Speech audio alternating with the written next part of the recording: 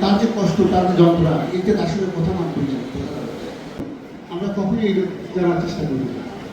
আসুন আমরা যদি দেখেন বাংলাদেশের সরকার কর্তৃক যে এসে বলছে এই সংখ্যাগুলো প্রশ্ন রয়েছে আমাদের। আচ্ছা যদি আমি ধরেই মেয়ের মাসে কনের বেশি খবর পেয়েছে